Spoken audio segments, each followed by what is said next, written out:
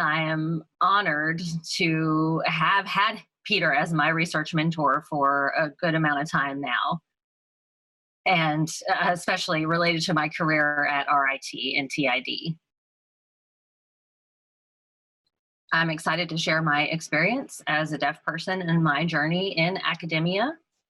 You can see several pictures I have here on the first slide from being a baby, and then you see some of my family, you see a picture of me in school, and then high school graduation, and then you see me, this more formal picture is at RIT. So I'll be discussing my journey as a Black deaf person. So you can see high school through college graduation. You might think it was a real straight journey, but indeed it was not. This second bottom right picture is what my journey has been like. It's been very frustrating and lots of twists and turns along the way. For this presentation, I will be showing things that really have helped me a lot in my journey in my career, and I will also show you some things that have been very frustrating and almost caused me to quit both school and my career. There were probably about 5 times where I almost quit and dropped out, but I did not. So now I'll be talking first about my experience, which most importantly, I would say, includes the word intersectionality. There are several different signs that you might see for intersectionality. This is what I use for this term. If you think about a variety of different identities, you can see in the background here, this is all these lines are different identities possible. These could be things that you are able to do, that you're interested in.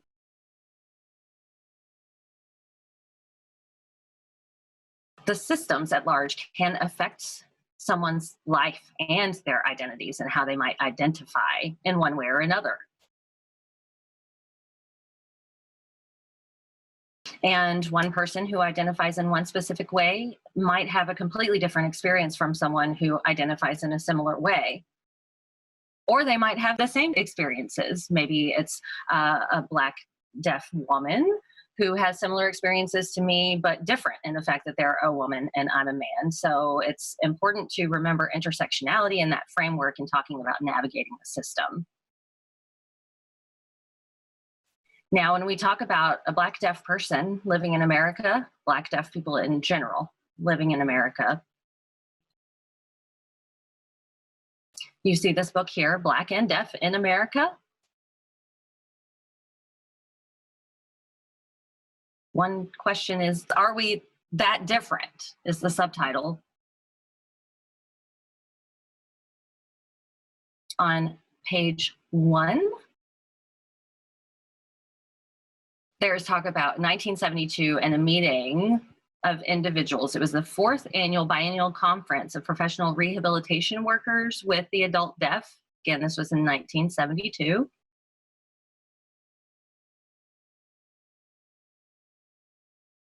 It seemed that the employment rate for Black deaf people was higher than that of white deaf people. And very few Black deaf people actually went beyond 8th grade in school. Black deaf people and their parents were often not aware of services available to them. Black deaf children had a severe lack of Black deaf role models who were adults that they could learn from.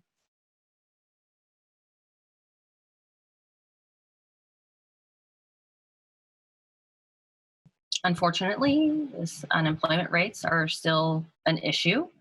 It has improved somewhat, but it seems that the quality may be similar to how it has been historically. Now, again, Black deaf people and their parents being aware of resources, I would say that they are definitely more aware these days than they were previously, but they are still very limited in what resources they know about or can receive. There are a lot of systemic barriers to Black individuals in general and Black deaf people more specifically. And of course, if you're Black and deaf, you might experience even more oppression or barriers than being Black and hearing. Talking about my family. Here's a picture of my family. It's a beautiful family. You can see my parents in the middle, and then my brothers and sister on the outsides. I'm the little boy in the front. Really, if you see me in real life, I'm not very short. I'm 6'6". I beat all of my family in height now. But my brothers and sister were deaf, same as me. My mom herself is hard of hearing. My father is the only one in our family that was hearing. Poor guy.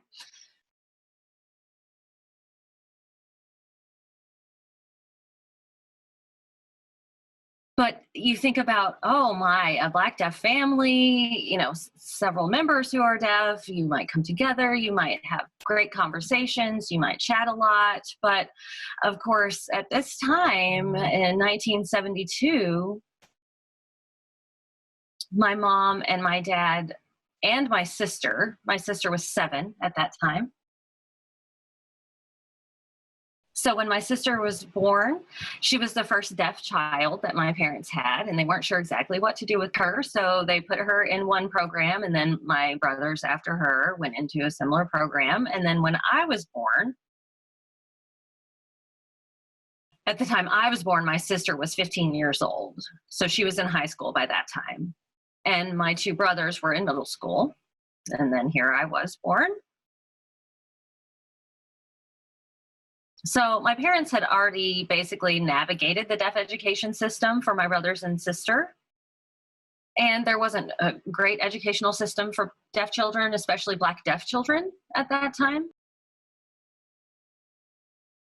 For some reason, one of my sister's teachers punished her one time by locking her in a closet as punishment. That's just one example of one experience that they had. Another time, my brother was going to get on a slide, and another boy pushed him off the slide, and my brother fell down and was crying and was hurt. And the teacher looked over and saw this happening and just walked away and didn't help at all. That's another example. Several years later, when I went into school, it was a bit different because of educational laws and different supervision policies. My parents had already experienced navigating the deaf educational system, but it had changed some by the time I started school. So I grew up in Ohio, Cincinnati specifically. It's a beautiful city. You can see this picture here, beautiful river. That's where I grew up. Here's a picture of me in kindergarten with, of course, the amplifier box and the headphones. Really, people can't miss that we were hard of hearing or deaf at that time if we had that box and the headphones connected to us. But I looked the same as my peers, so I didn't see it as a difference or any big deal. So this was an oral program, which meant that we could not sign. My brothers and sister also had the same educational experience. Now remember, I'm the youngest, so my siblings were teenagers by the time I went into elementary, and then they had gone on and graduated. This was my brother's high school graduation.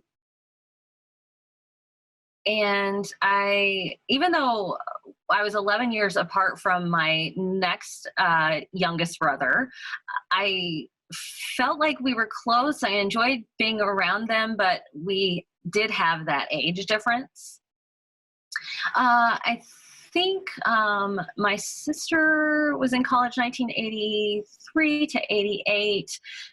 She would come over with her deaf friends, and they would all be signing and having their conversations. But now I wasn't able to sign in school.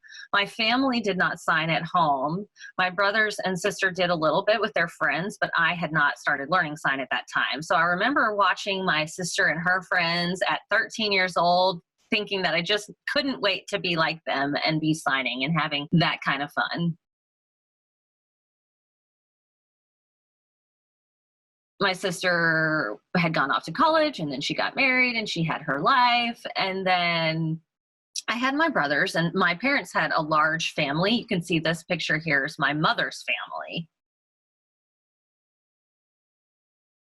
Both my parents had large families, but this is only my mother's. If we had my father's side in here too, it would be even an even larger picture, even more people. But anyway,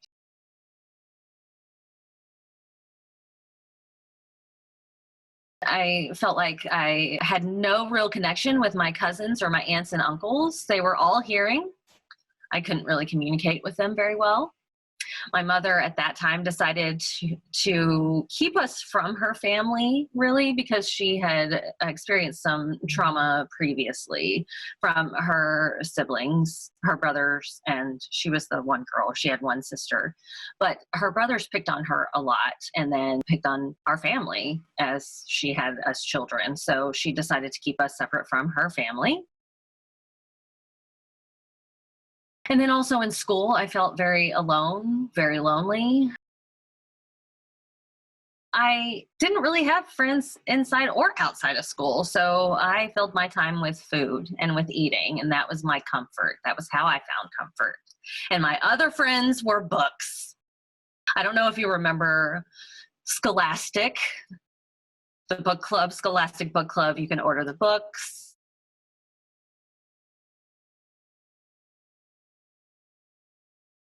One example is the Berenstain Bears and Heathcliff. I remember bringing these little brochures home and telling my mom that I wanted to order these books and then reading a bunch of them.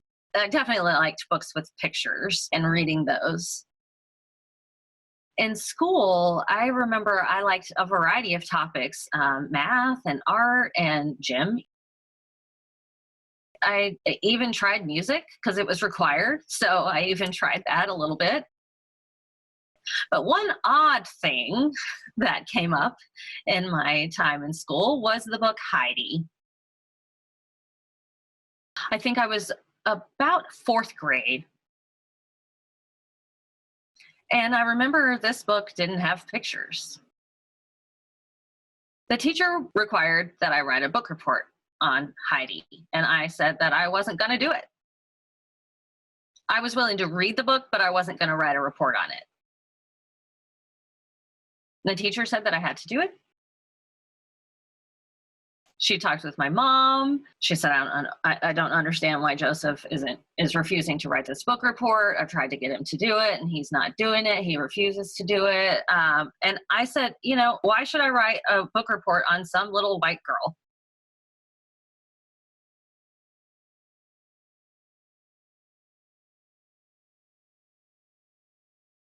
At that point, my mom actually wrote the book report for me and turned it in. And after that point beyond, I had my mom write my papers for me.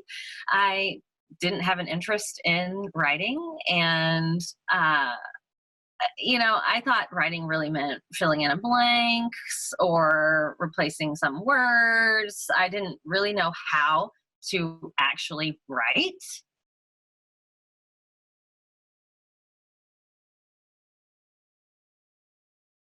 I went into middle school and there were some deaf and hard of hearing peers, but there were also some deaf signing students from another school. So when we all came together in this mainstream environment, my first best friend whom I met was Dean, and he used ASL. And really, we weren't friendly with each other at that time. We kind of did a stare down, had a little fight, and then we became friends from then on. It was great.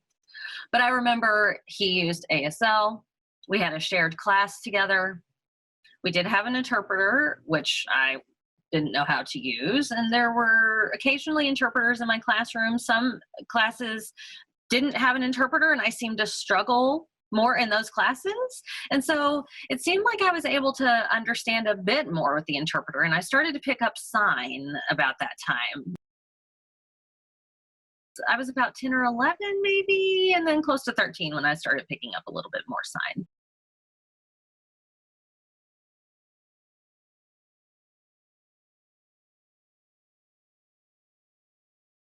Next oldest brother went to college at the University of Dayton. And I remember seeing him walk across the stage and graduate. And I remember not seeing my sister graduate from college, and then my second oldest brother didn't graduate, didn't go to college either. So I, seeing my brother graduate from the University of Dayton, decided that I wanted to go to college also. I wanted to follow in his footsteps. So then I then also saw him graduate again from ITT and then excel in his career and so on and so forth. So I actually gained more motivation when I was in middle school from seeing the success of my brother. So now remember I said I refused to write papers or that book report. I refused to write myself. At this time, I went back to school after seeing my brother graduate and start excelling in his career. I went back to school and my mom said that she would write my papers for me. And I said, no, I will do it. I'll do it myself. And I decided at that time that I could do what I wanted to do. Up to this point, through middle school, I didn't feel like I had to prove to people really that I was deaf and that I could do it.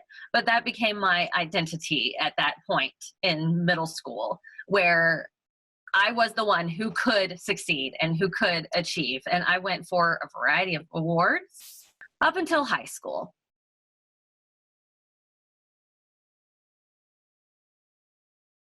So I went to Hughes High School, and this is the same school that my brothers had gone to. I was following in their footsteps. And at Hughes High School, I remember this being one of the most important times for me, where I always looked up to high school students. I always wanted to prepare for high school students. I saw my siblings go through high school. And then when it was my turn to go into high school, there were popular people, there were athletic people, there were sports people, and then there was also some street life people that I preferred to avoid. But I felt like I had to pick one of these identities between the different groups of high school students, and I picked nerd. Nerd was it for me. For me, I felt that being a nerd as my identity was safe because I didn't feel that popular. I wasn't that athletic, but I felt that being a nerd was right for me. That fit my identity. And at that time, I was about 12 and I was already 6'3", almost 6'4". So no one messed with me because I was so tall and I was pretty bulky. So for me, high school was very important. I remember thinking that I was very aware at that time of the different identities, and so I knew that I could get off track easily from my academics. I didn't want to be in the popular group where I was so focused on looks. Again, I wanted to be like my brother. I wanted to graduate high school and then go on to college. And so I started my presentation talking about the system, and I knew that as a Black deaf person, it wouldn't be easy for me to find a job and it wouldn't be easy for me to make a good income. I knew that it would be a struggle. And so this chart shows the different levels of earnings on average that people in different classes earn. So I decided that I wanted to be involved in business. I was interested in money. I wanted a good income. And my high school had several different programs, several different specific programs with specific focuses. So if people were interested in becoming teachers, they could do that. I was kind of interested in teaching, but there isn't good money in it. So I wasn't really interested in that. And then I thought about being a health professional like a doctor, but I wasn't that interested. But then there was a computing program, and I thought computers mean money. So I decided to pick computers as my program. And again, I was a nerd. That was an identity for me. So as a nerd, I was involved in the Honor Society, in leadership. I volunteered in many different things. I was involved in the business programs and accounting as well. At that time, I wanted to become an accountant. And I guess in a way, I do account for numbers and data in my analysis, I suppose. But this was really my identity. And so other students knew me as, being the one who liked school. And I did. I enjoyed school. So I won several different awards. I did very well here. The one that I am most proud of, though, is this for Black History Month.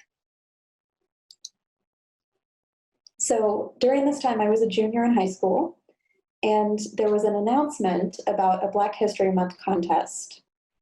They were inviting students to participate by submissions. So they had 100 questions that you had to answer. They were all multiple choice questions. And at that time, remember, there was no Google, there was no internet. So I had to physically go to the library and look in books to find the answers to these. And for this, I took this as a challenge. We had 2 weeks to do it, and I was ready for the challenge. So I didn't even worry about my homework. I wanted to just do this Black History Month quiz. So fortunately, there was a library fairly close to home, and I went to that library, but they didn't have very many materials for me. So I got on a bus and rode 45 minutes to the downtown library, where I could look at all the different books and magazines, archives. I even used the microfiche film, the printers, to be able to find all of the information that I needed. So I took a lot of time in the library to fill out this quiz, and then I turned it in. I felt like I had worked very hard, and I knew that I had done a good job. When it came time for the results to be announced, they called everyone into the auditorium to make the announcement, and they announced that there were 3 winners. They gave the name of the third winner, and then the name of the second winner.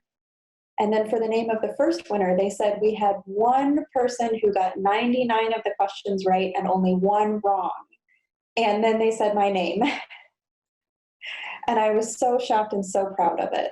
I still have it right here. 1 question wrong, 1 question wrong, that's it.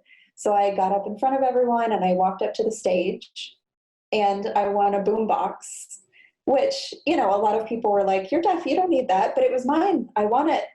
So that was a very proud moment for me. So in high school, I worked very hard. Like I said, I focused on my academics. And my goal was to be the top of my class, was to be the very top of my class, the valedictorian. Unfortunately, I was 8th, but it was okay. So I was 8th in my class. And of course, in high school, I had to take the SAT and ACT standardized tests. So I didn't do much prep for it. I thought that I did so well in high school. I had worked so hard that high school had taught me what I needed to know and that I was ready for the test without doing a lot of prep work. So I took the tests and got a 990 on my SAT. And I thought maybe the ACT would be fine and make up for it. And then I got a 17 on my ACT. So from that, I was confused. It was unexpected. I felt a little bit depressed seeing those scores, and I felt like my chance of getting into college was ruined because of it. So I had worked so hard in high school and gotten to nearly the top of my class. But then here again, reading was very strong for me, but writing was not very strong for me, because in the deaf program, their curriculum was completely different from the mainstream program. So I didn't get the right information and the right preparedness that I needed for these standardized tests. So this was a really difficult moment for me to not get high scores on these. And I want to remind everyone of the statistics here that the number of Black deaf people in college is even much smaller than the number of Black hearing people in college. So for here, again, I thought that my chances of college were ruined.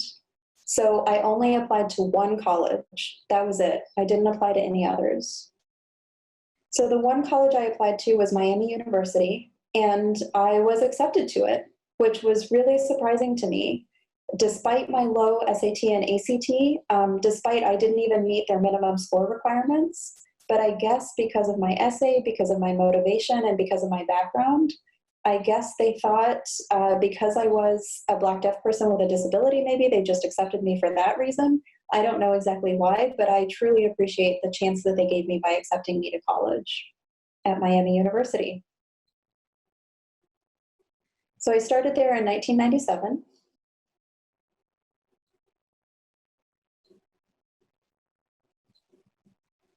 And when I started college, I remember, again, my goal was to get a good career and make a good income for myself. So I sat down with a VR counselor who said that I would need to get a C or above in my classes. And if I got below a C, then they would take away my funding for VR support. And I thought, okay. So I did it. And in my first semester, I got a 3.9, and my VR counselor was quiet after that. So again, from high school, I continued my identity as a nerd, basically very focused on school, and that was it. Completely focused on my academics and my grades. I really didn't do anything at all outside of my academics. And then two big things happened in my life. The first was that my physics class, which I enjoyed, for some reason I struggled a lot. Every time I got D's and F's in my physics class. And luckily the curve pulled me up, but I really struggled in my physics class, which made me feel like there was something wrong with me, like I might not be able to succeed. And then my brother, who here in the picture, I'm on the left. I weighed 360 pounds at this time. In the middle is my cousin. And then on the right is my closest brother, Greg, wearing the white shirt. Greg had cancer, was diagnosed with cancer in that year. And that was very difficult for me to deal with. And again, we hadn't been that close in a while. He was off having his own life, but then he died 6 months later. And that was a very difficult time for me. And that made me look at life differently. And to realize that my sole focus on academics and school made me miss out on a lot of other things that were important. It really made me take a close look at myself. And until that time, I had only thought about proving people wrong, people who think that deaf people can't do something. I just wanted to do it to prove them wrong. But at this time, I took some time to look at myself and think about what I really wanted and who am I? So I asked myself these questions and I thought about myself as a deaf person. I started thinking about my different identities. And I really started thinking about what I wanted. In the past, I was focused on trying to get people to accept me, but then I shifted my focus to think about what would make me happy and what would be the best result for me personally. So from there, I really changed my outlook on life. I was still focused on academics. I was still in the National Honor Society. And I continued to do well in college and to be involved in college activities. I did several different internships at Lilly, Marathon, Ashland Oil. I did at least 4 different internships. So I got a really well-rounded academic experience here. And then when I graduated, I was ready to go into work. I had 4 years of college. And I remember the quote that you have to make the best of those 4 years in college to develop yourself and find yourself. And I felt that I had my education, but I didn't really have the social life and I didn't really know what I wanted to do. So at that time, the college picked me as their undergraduate graduation speaker. And one of the quotes that I used was, "Go where the wind blows." So after graduating, I thought, the typical course is that you graduate, you find a job, and then you have 2.5 kids, whatever that average number is. But I took some time to think about what I really wanted, and I realized that what I wanted was to go to Gallaudet University, was to deviate from that path.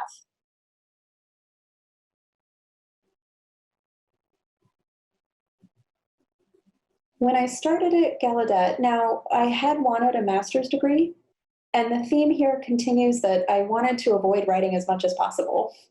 So that's also why I tried to pick, I was a computing major. All I had to do was code, I didn't have to write a lot of essays. But they did force me to take a couple writing classes, which I initially didn't want to do, but then I ended up enjoying them. And after I graduated undergrad, I thought, I'm not really interested in a master's, but I guess if I'm going to get a master's, then I'll go to Gallaudet, because I didn't want to get another bachelor's. Gallaudet also had a linguistics program, which I thought might be interesting. So I applied for it. It was a 2-year program, so I thought that there wouldn't be too much writing. And when I applied, the department sent me a letter saying that that I was accepted for the master's program, but that they were also establishing a Ph.D. program and that they would pay me to go into the Ph.D. program. So I thought, sure, yeah, why not? I don't know exactly what my motivation was, but I thought it would be a free Ph.D. They were offering me free tuition. Why not? Let's go for it. So Gallaudet was a very rich experience for me. It was a really wonderful time in my life. From high school being a nerd, and then college starting to change my outlook, but still not completely. I still felt that I was missing something. I needed something bigger in my life. And then in Gallaudet, I was able to interact with other people who were deaf and hard of hearing. Everyone used sign language. I developed a social life.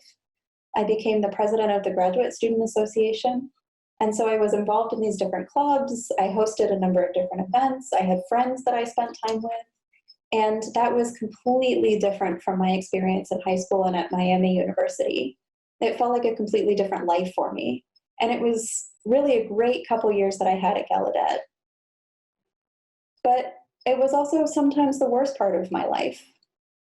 The reason for that is that as a deaf person, I was surrounded by deaf people, so that was great. But many people also questioned me. They said, "You're not deaf. You don't seem like a deaf person." I remember some people telling me that I should get out because I wasn't deaf enough. And I didn't always understand those comments that I was getting from people. As a deaf person, and also as a Black person, those statements were, of course, often from a white person to me as a Black person, and they caused me to question myself. And so that was very difficult to balance, and that was a very strange time for me in some ways. So after my 2 years in the master's program, I graduated, and then I entered into the PhD program. And after I started in the PhD program, I started to reevaluate my choices again. I was getting free tuition, I was getting funding, I was pursuing my PhD, but I still didn't feel successful. I felt like I was failing in a lot of ways, and I felt like I was ready to leave. So around 2005, I entered a very dark period in my life, a very dark period, the darkest period of my life. It really, looking back on it, it was very difficult, and I felt like I had to leave. I could not continue with the PhD program. But at the same time, in a way, again, I was still motivated by wanting to prove to people that I could do it. As a Black deaf person, I could do it. So I met with the department chair, and what I wanted, really, what I narrowed it down to was that I wanted to experience other cultures. I wanted to experience something new. So I met with the department chair. I thought that I wanted to go to a different country, and I wanted their suggestion. And they told me that students who take a break typically don't come back. So that was eye-opening for me. And that made me wonder what I really wanted to do.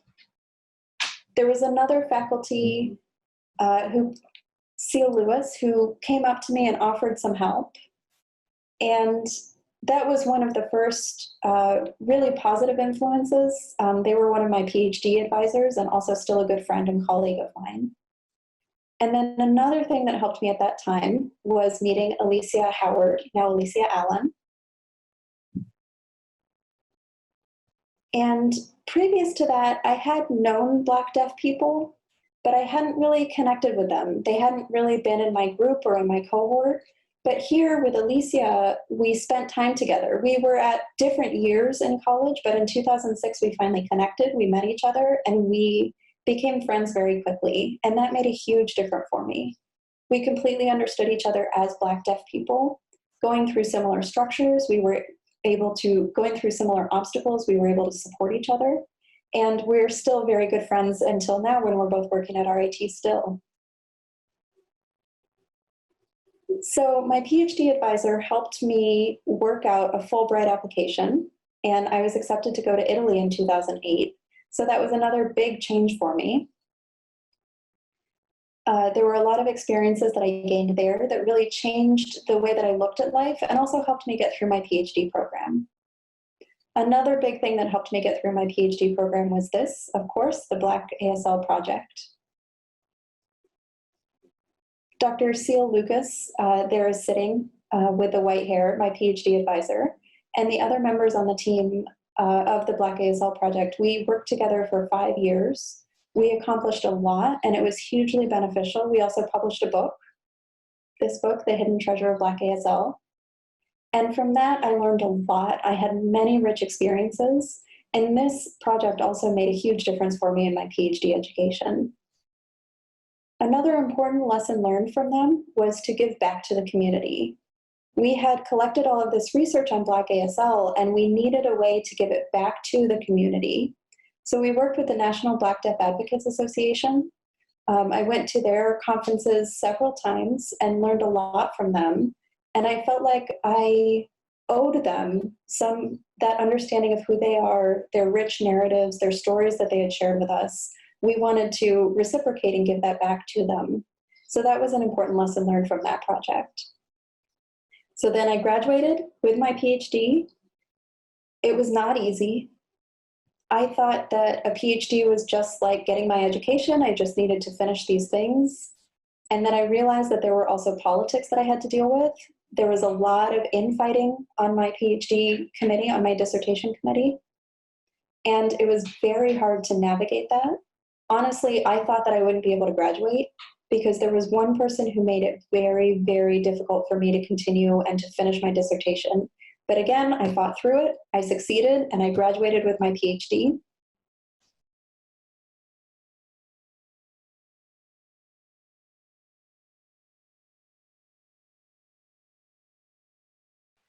So there are 14 Black deaf Americans with PhDs. I thought, wow, 14, but that's a very small number. That means it's so small that if you look at trends related to educational degrees, the last dot, the far right, the PhD level, Black hearing people has an estimate income, but Black deaf people do not. So I feel that we need more. We need more eyes on this. We need more studies on this. So I started working in 2010, University of North Carolina. At that time, well, I really learned a lot from my time there, and the community was great there. The faculty were wonderful.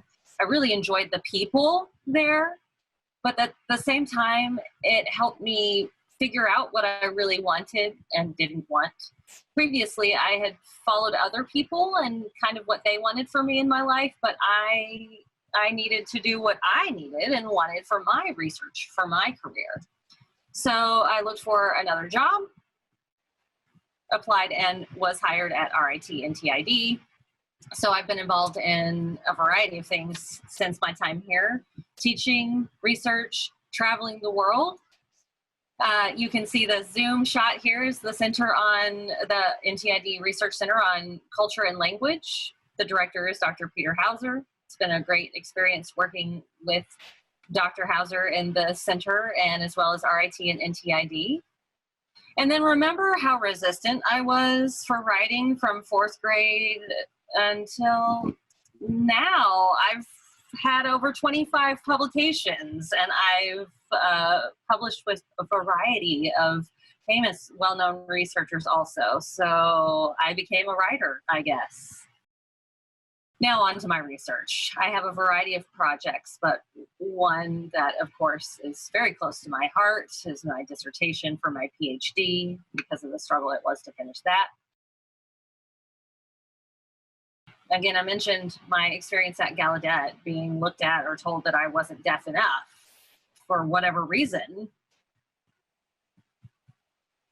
I think maybe my 4th or 5th year after graduating, someone came up to me and I was signing, and this stranger said, "Oh, well, obviously you're deaf." And I'm like, "Well, why? Why do you think so?" And they said, "Because you just, crunched your nose up a little bit. You crinkled your nose." I'm like, "Wait, that?"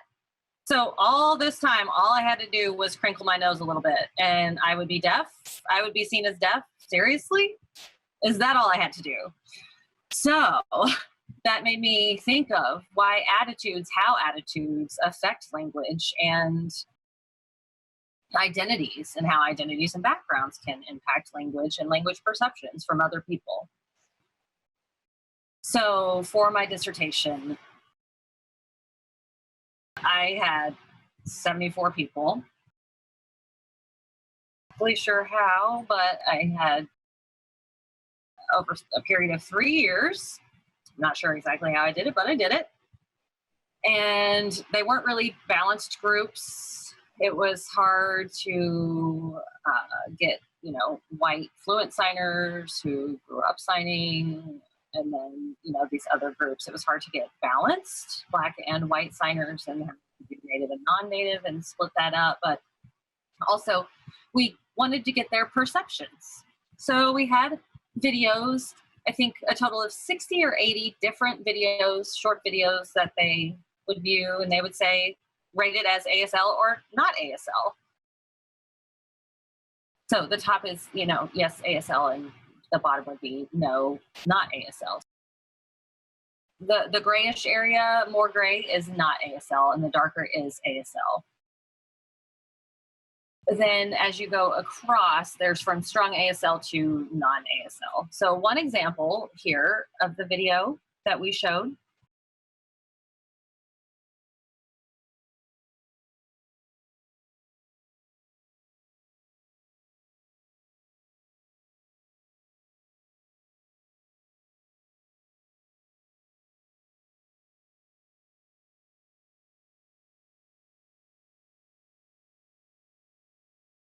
Obviously, the black man signing, we would say that is ASL. And then the second video of the white woman signing, you would say that's maybe somewhat ASL.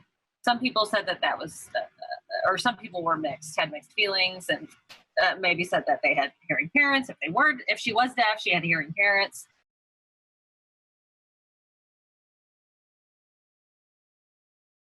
Black deaf group that grew up native using ASL. It seems that if people can be well understood, that it seems that they are considered native ASL users. So it was interesting what we found from these subjects. Now, the evaluation of ASL.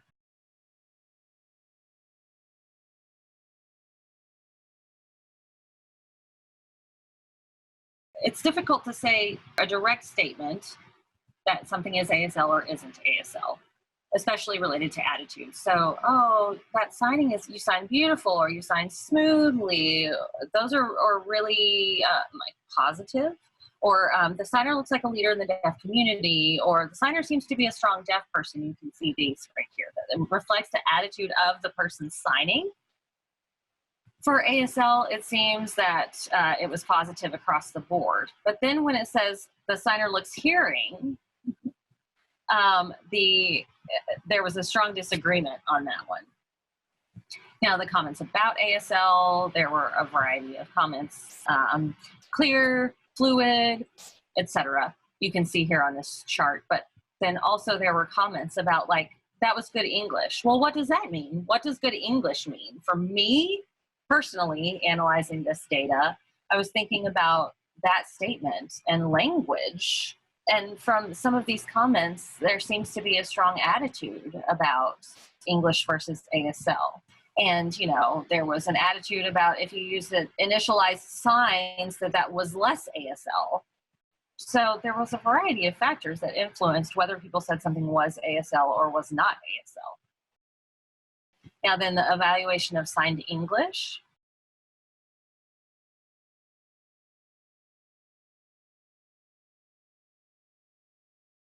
There was a higher percentage of disagreement on the signed English and what was signed English or not.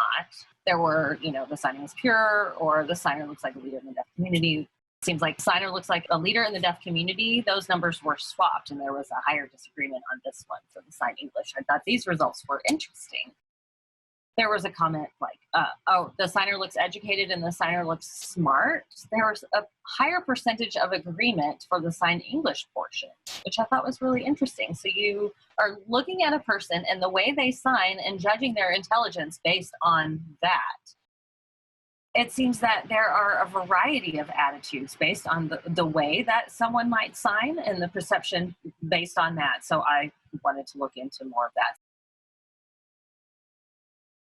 So then we developed an animation to where we could mask the identity of a person.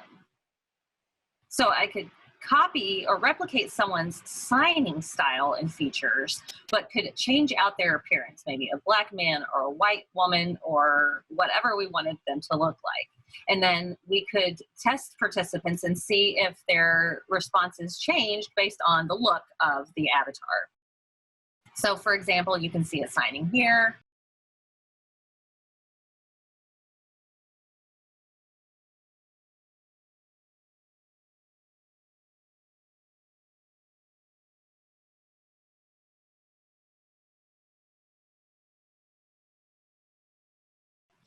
So that was just one example. But again, I'm excited that we can do that now, more on that work because of the technology we have at RIT. But, in looking back from when I was younger to now being faculty at RIT and TID and thinking about what helped me continue through and not get off course. Some things that help me continue: I'm curious, I'm resilient. I have a sense of duty, I'm persistent, I advocate for myself. And again, I was talking about my brother, Greg, who graduated college and then went on to succeed in his career. As a Black deaf kid above me, I realized that was possible. And then, of course, I do struggle with imposter syndrome. Most individuals have that. Me, particularly as a Black deaf man, growing up feeling insecure and unsure of who I was, then going through graduate school and getting my Ph.D. and becoming faculty. Although I have been successful, this imposter syndrome feeling has only diminished in the last maybe 2 years. I still have it some, but it's diminished a little bit. And like I said previously, I almost quit 5 different times. And these are part of the reasons: the anxiety and depression, fatigue, maybe not having resources that I needed.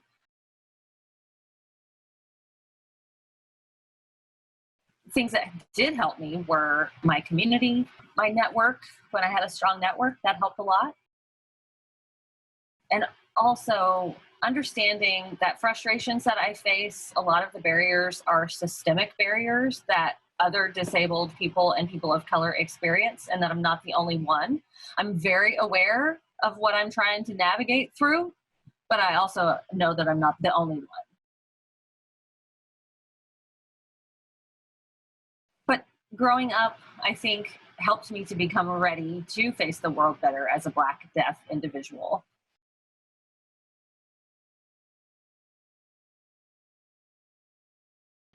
I did have the resources to overcome institutional barriers, but not everyone does. And like I have mentioned, I could have gone off course. I could have quit, but I didn't.